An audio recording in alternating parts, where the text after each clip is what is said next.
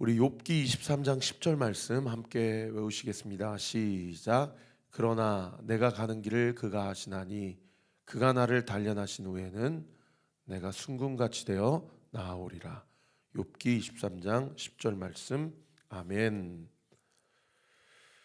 26장, 27장, 28장부터 네, 26장부터 31장까지는 욥이 세 친구들에 대해서 계속해서 그 세 번째 담론까지 모든 이야기를 정리하는 시간이라고 제가 말씀을 드렸죠. 오늘 보면 29장 전체 1절부터 25절까지는 쭉 보면 욥이 자신의 과거, 그러니까 사탄이 자기의 집을 치기 이전에 자신의 삶이 어떠한 삶이었고 그 사회 안에서 자기가 어떤 위치였으며 그러한 사회적 명망과 권위와 지위를 가지고 욥이 어떻게 그 사회 안에서 선한 영향력을 흘려보내며 살았는지를 회고하고 있는 그런 본문이에요. 그래서 오늘 본문을 잘못 묵상하면 여러분이 어떻게 묵상하게 되실 수 있냐면 내가 왕년에는 이렇게 묵상하실 수 있을 텐데 그렇게 가면 아니 됩니다. 왜냐하면 제가 거듭 말씀드린 대로 욥은 오실 메시아를 예표하는 그림자이기 때문에요. 물론 욥이 예수님이란 얘기는 아닙니다. 욥이 죄 없이 고난 받으시는 메시아를 예표하는 사람이기 때문에 내가 왕년에는 하면서 내가 어떤 사람이었는데 내가 이렇게 폭삭 주저앉게 되었고 망하게 되었다. 자기 과거를 회상하면서 자신의 인생의 전성기를 그리워하는 어떤 인간의 어떤 단면을 보여주는 그런 결로 말씀 묵상하시면 너무 인본주의적인 것으로 빠지는 말씀 해석인 것이고요. 메시아와 욥의 공통점은 죄 없이 고난 받으셨다라는 것입니다. 그러나 차이점은 또 뭡니까? 예수 그리스도는 당신이 왜 고난 받으셔야 되셨는지에 대한 이유를 분명히 알고 고난 받으셨어요. 그러나 욥은 오늘 본문에도 보면 자기가 왜 이런 고난을 당해야 되는지 모릅니다. 그래서 제가 욥을 메시아의 그림자라고 말씀드리는 거지 본체라고 이야기하지 않습니다. 그런 차이점이 있고요. 그래서 오늘 본문을 묵상하실 때에 욥이 그때는 이란 단어가 상당히 많이 반복되거든요. 3절에 보세요. 그때에는. 4절 중반절에 보세요. 그때에는. 5절에도 보세요. 그때에는.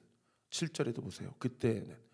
이렇게 그때에는이 반복되는 것은 내가 왕년에 이런 사람이었는데 지금은 이러고 있어 라는 어떤 한 인생의 끝자락에 있는 사람의 푸념을 이야기하고 있는 것이 아니고 하나님께서 은혜 주셨기 때문에 이것들을 감당할 수 있었다. 할렐루야. 다시 한번 제 말씀드립니다. 왕년에는이 아니고 이 모든 사회적 지위와 권한은 나에게 하나님이 위임해 주신 은혜였고 하나님이 맡겨주신 선물이었다 라는 것을 이야기하고 있는 그런 본문이에요. 그래서 오늘 말씀을 묵상하면서 여러분들이 내가 과거에 이 시점이 참 좋았지, 내가 왕년에는 이 정도 잘 나가는 사람이었는데 라는 것으로 묵상하면 말씀을 잘못 묵상하는 것이고요. 그때에도 지금에도 내가 은혜로 살았고 지금도 은혜로 살고 있는 사람이다. 할렐루야. 지금 나에게 주어진 것들, 지금 내가 누리고 있는 것들이 무엇인지를 한번 새하려 보세요. 그리고 하나님 앞에 감사하시길 바랍니다. 자, 오늘은 한 구절 한 구절 쭉 빠른 시간으로 빠르게 제가 주의를 해보겠습니다. 1절에 보시면 욥이 풍자여 일렀다. 2절 나는 지난 세월과 하나님이 나를 보호하시던 때가 다시 오시기를 원하노라. 놀라운 변화죠. 그래서 2절 말씀은 저는 줄을 쳤어요. 무엇이 변화된 겁니까? 하나님이 나를 보호하시던 때가 다시 오기를 원한다는 얘기는 뭐예요? 자기가 과거의 영광을 다시 회복하기를 원한다는 것이 아니고 그때 주신 하나님의 은혜가 내 어떠함 때문에 주어진 것이 아니라 철저한 하나님의 선물이었는데 그때 하나님이 나와 함께 하셨다라는 것이 내 인생의 가장 큰 선물이다라는 거예요. 여러분, 인생의 가장 큰 복이 뭔지 아세요? 하나님이 나와 함께 하시는 거예요. 할렐루야. 그래서 5절에도 똑같은 고백을 또 해요. 그때에는 전능자가 아직도 나와 함께 계셨으며. 그러니까 욥에게 있어서 가장 지금 큰 고통은 뭐예요? 하나님이 나에 대해서 침묵하신다는, 묵묵부답하신다는, 이게 큰 고통이에요. 그때는 무슨 큰 사회적 지위를 얻었고, 그때는 우리 집안이 먹고 사는 게 부족함이 없었고, 이거가 욥의 가장 큰 이 한탄이 아니고요. 그때 가장 큰 축복은 하나님이 나와 함께 하셨는데, 지금은 하나님이 침묵하시고 아무리 절규하고 부르짖고 기도하여도 나에게 응답하지 않으시는구나, 이런 한탄인 거예요. 여러분, 인생의 기쁨을 어디에 두세요? 오늘 이 새벽에도 기도하세요. 하나님, 내 인생의 기쁨은 당신입니다. 할렐루야. 내 인생의 소망은 주님을 더 알기를 원합니다. 그래서 며칠 전부터 그 찬양이 계속 생각나요. 주, 내 소망은 주 더 알기 원합니다. 이전보다 주를 더욱 알기 원합니다. 이 찬양이 계속 제 귀에 맴돌아요. 여러분, 오늘 아침에도 기도하세요. 주님 더 사랑하고 싶어요. 주님 더 알고 싶어요. 주님, 나에게 침묵하지 마셔요. 주님, 주 안에 거하기를 원합니다. 그렇게 기도하세요. 3절, 그때는 그의 등불이 내 머리에 빛이었다. 이 부분도 현대인 성경에는 아예 대놓고 그때는 하나님이 나와 함께 하셨다. 왜요? 하나님의 등불은 무엇을 상징하기 때문에? 하나님의 임재와 현현하심을 상징하기 때문이에요. 그리고 그 다음 9절, 내가 그의 빛을 힘입어 암흑에서도 걸어다니다. 아무리 걱정, 근심, 염려, 불안함들이 앞으로 내 미래가 어떻게 될런지 그 암흑 가운데 있더라도 내가 당당하게 그 길을 걸어다녔다는 거예요. 왜요? 보이지 않는 하나님이 나와 함께 하셨다는 것을 욥이 확실하게 믿었기 때문이에요. 여러분, 우리 사랑하는 성도님들 중에 지금 고난 가운데 계신 분들, 또 중요한 결정 앞에 놓여 계신 분들, 불안해하지 마세요. 주님이 우리와 함께 하세요. 하나님이 반드시 우리에게 피할 길을 열어주시고 장애물을 건너가게 하시고 인생의 웅덩이를 뛰어넘게 하세요. 4절, 내가 원기 왕성하던 날과 같이. 이 부분은 다른 번역 성경에 내 인생의 전성기 이렇게 표현하고 있고요. 그때와 같이 지내기를 원한다. 인생의 전성기가 언제라고요? 잘 나갈 때가 아니라는 거예요. 그때는 하나님이 내 장막에 기름을 발라주셨다. 장막은 자신의 가정을 이야기합니다. 가정에 기름을 발라주셨다는 얘기는 가정을 형통하게 하셨다. 하나님께서 우리의 가정 가운데 임재해 주셨다는 얘기입니다. 5절, 그때에는 전능자가 아직도 나와 함께 계셨으며 나의 젊은이들이 나를 둘러 있었으며. 젊은이들은 자기의 자녀들을 이야기하는 것이고요. 6절, 저주로 내 발자취를 씻으며 바위가 나를 위하여 기름 시내를 쏟아냈으며. 이게 좀 어려운 표현인데 6절에선 중요한 단어는 젖과 기름입니다. 이 젖과 기름은 무엇을 상징하는 단어예요? 풍요를 상징하는 단어예요. 우리 집안에 부족함이 없었고 풍요로웠다는 얘기예요. 7절, 그때에는 내가 나가서 성문에 이르기도 하며. 성문 동그라미. 여러분, 성문은 무엇을 얘기할까요? 사회적 지위를 얘기합니다. 여러분, 저 보세요. 롯이 소돔과 고모라 성의 성문에 앉아 있었다라고 창세기에 기록하고 있거든요.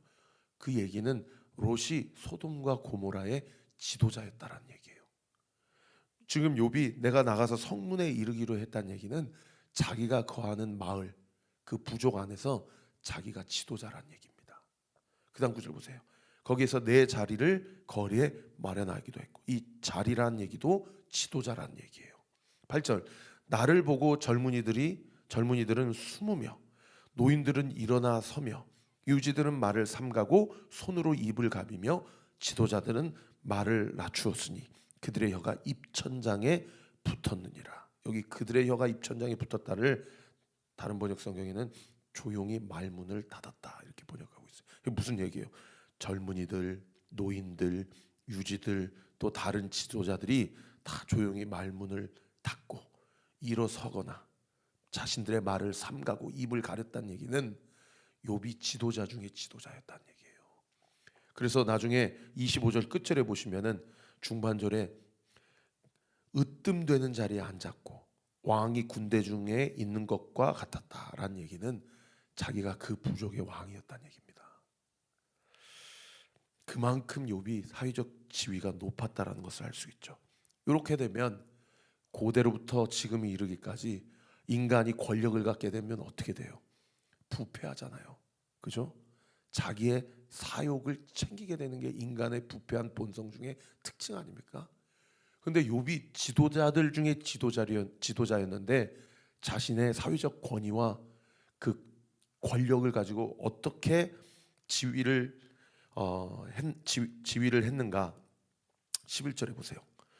귀가 들은즉 나를 축복하고 눈이 본즉 나를 증언하였나니 이는 부르짖는 빈민 동그라미 빈민을 도와주고 그 다음에 고아를 건졌고 고아 동그라미 13절 망하게 된 자 동그라미 그들에게 복을 빌었고 과부 동그라미 과부들의 마음이 나로 말미암아 기뻤고 14절 내가 의의 의를 옷으로 삼았고 나의 정의는 겉옷과 모자 같았다. 여러분 욥이 지도자 중에 지도자였는데 자신이 가지고 있는 권력으로 그 자기의 부족과 자기의 마을과 자기의 나라를 어떻게 치료했다라고 예고하고 있습니까? 공의와 정의로 다스렸다라고 이야기하고 있어요. 이건 너무 분명한 예수 그리스도의 예표 복선 아닙니까? 15절도 보세요. 맹인 동그라미 맹인의 눈이 되고 다리 저는 사람의 발이 되고 빈궁한 자의 아버지가 되고 내가 모르는 사람의 송사를 돌봐줬고 송사는 법적 문제를 이야기합니다. 그거를 재판해 주었다는 얘기예요. 왕이란 얘기죠. 17절 불의한 자의 턱뼈를 부수고 노획한 물건을 그 이새에서 빼내었다. 이새는 이빨과 이빨 사이를 얘기합니다. 그러니까 자기에게 주어진 권한과 권력을 가지고 사리사욕을 채우지 않고 공의와 정의로 자기의 나라를 다 잘 다스리는 지도자 중에 지도자였다는 거예요. 여러분 오늘 무슨 날입니까? 선거일이죠. 제가 우리 성도님들에게 부탁드립니다. 우리 교회에서 절대 정치 얘기하지 마십시오. 지금 저희 어머니 교회가 한 성도님이 특정 그 당의 그 전체 교회 카톡창에 특정 당의 막 그 유튜브 방송 링크를 자꾸 올려가지고 그래가지고 그것 때문에 실족하신 분들이 계시다고 기도 부탁을 하세요. 저는 우리 교회 성도님들께 부탁드립니다. 절대 교회에서 정치 얘기하지 마십시오. 그러나 저는 오늘 부탁드려요. 여러분 기도하시고 반드시 투표하세요. 맨날 1번만 찍는 사람들, 맨날 2번만 찍는 사람들 그렇게 하시면 안 됩니다.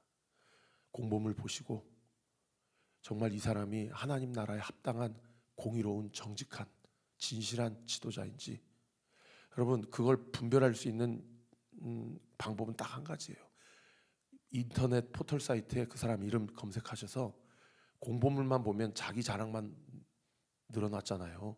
그것만 보지 마시고 그 사람이 살아온 인생을 한번 봐보세요.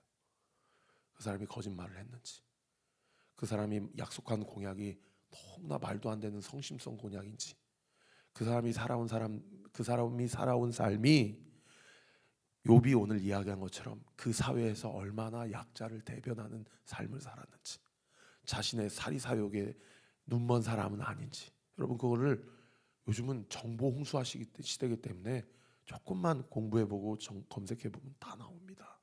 그걸 꼭 보시고요. 그 다음 두 번째 이 사람이 악법 차별금지법이라든지 동성애 합법법이라든지 이 악법과 관련해서 하나님의 말씀과 대치하는 대척점에 있지는 않은지 그 사람의 삶을 한번 봐보세요. 그리고 기도하시면서 반드시 투표하시기 바랍니다. 자, 18절 17절까지 했죠. 18절.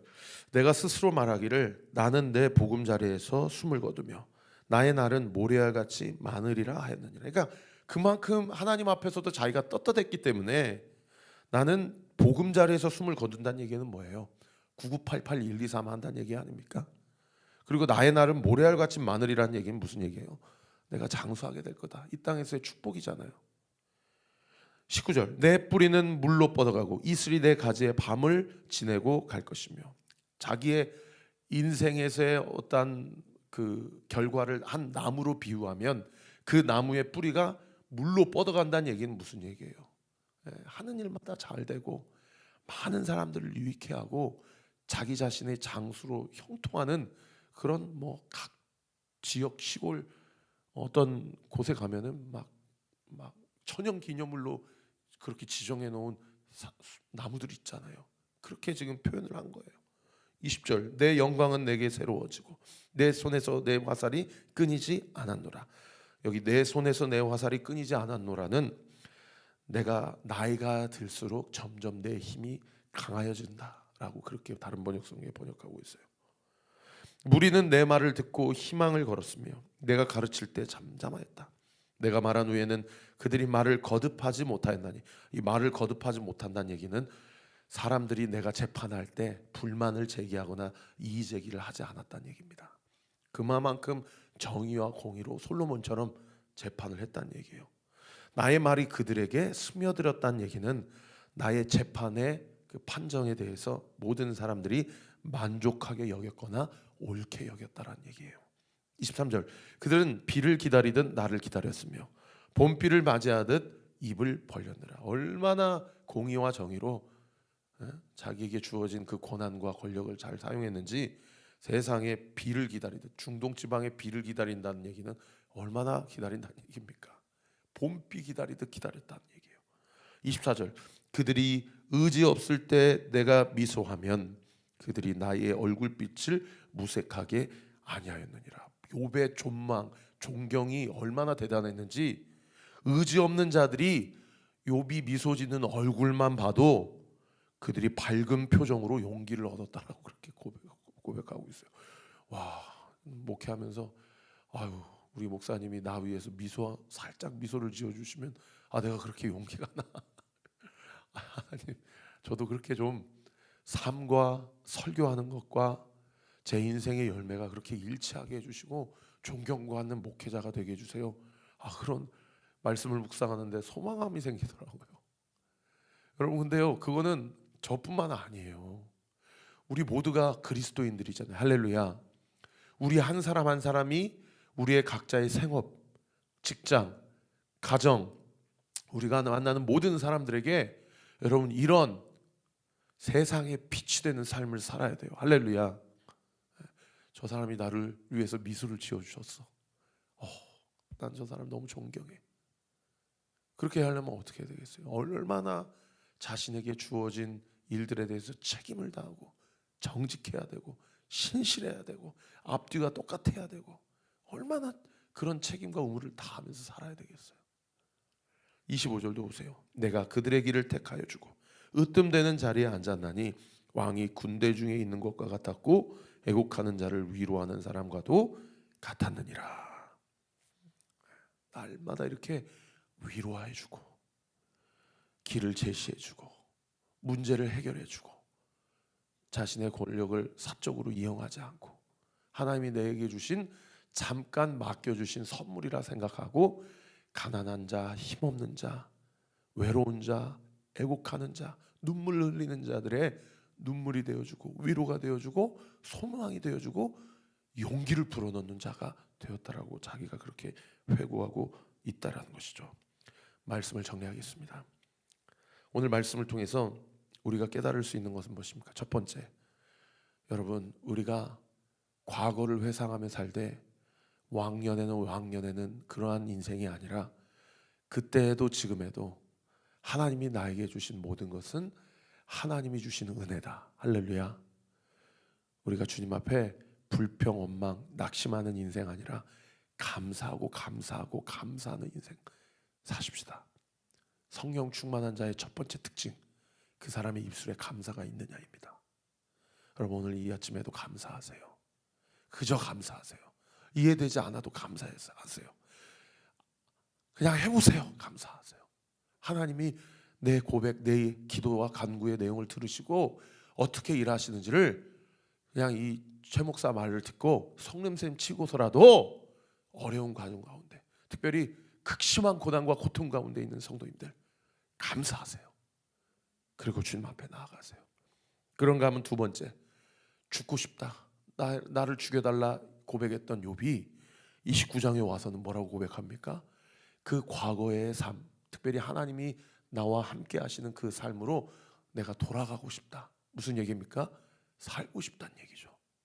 이런 것을 봐서도 고난은 지난 주일날 제가 말씀드린 대로 하나님을 알게 하게 하는 유익이 있고 나로 하여금 겸손케 하는 유익이 있지만, 오늘 본문을 통해서 우리가 무엇을 알 수 있어요? 고난은 우리로 하여금 우리가 하나님이 걷게 하시는 사명을 이루게 하기 위한 하나님의 연단의 시간이라는 겁니다. 죽고 싶다 하는 인생이 살고 싶다 하는 인생으로 이렇게 뒤집어진다는 거예요. 배윤수 집사님이 어제도 삼성병원 갔다 오시고 그제도 삼성병원 갔다 오셨는데, 병원 가실 때마다 기도 받겠다고 전화하시고, 갔다 오시면 기도 받겠다고 전화하시고, 그 옆에 와이프 되시는 이진 집사님이 그렇게 여보 나 죽고 싶어. 여러분 한번 상상해 보세요. 남편이 그런 얘기. 그랬더니 세상에 이진 집사님 저한테 연락이 오셔서, 목사님 우리 아내도, 제 남편도 저도 이제 죽겠다 하지 않겠습니다. 이제는 살겠다. 하나님이 고쳐주신다 그렇게 고백하겠습니다. 민수기 말씀에도 적혀 있잖아요. 너희 말이 내 귀에 들린 대로 행하리라.